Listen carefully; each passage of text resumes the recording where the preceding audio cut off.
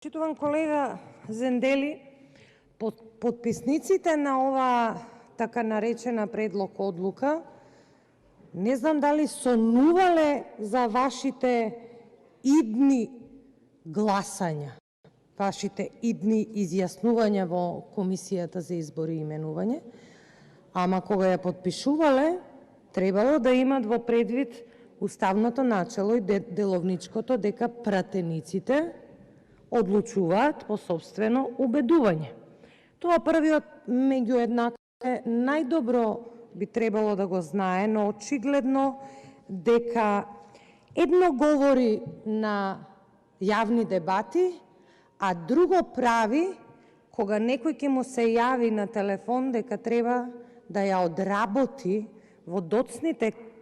вечерни часови работата за која што мора да ја одработи. Предпоставувам дека најозлогласената судика ги следи дебативе и е задоволна од цитирањата на Уставот и законите и од тука црпи нејзини одлуки. Го споменавте и интервјуто, јас го гледав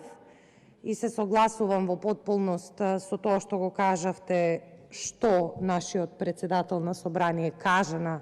тоа интервју, и на прашање на новинарот дали може да направи, буквално се изрази така, полуделовнички маневр, тој рече дека не може, затоа што нели многу го почитувал деловникот, но го потсетија на такви полуделовнички маневри како што беа фрлањето во контейнер на 35.000 амандмани од опозицијата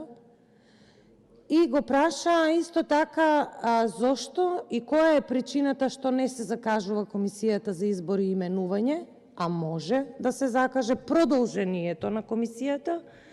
и ако добро сеќавам, мислам дека кажа дека немало материјали за седницата. Која е вистината, ја знаеме сите ние кои што сме членови или заменици на таа комисија, и во минатиот состав истата комисија ја водеше наш колега и од опозицијата, колегата почитуваниот Илија Димовски, и немаше проблеми да функционира таа комисија. Значи, очигледно е дека токму вие сте проблемот, очигледно е дека вие сте проблемот, односно лутината нивна, што не можат да се помират затоа што сте ја напуштиле власта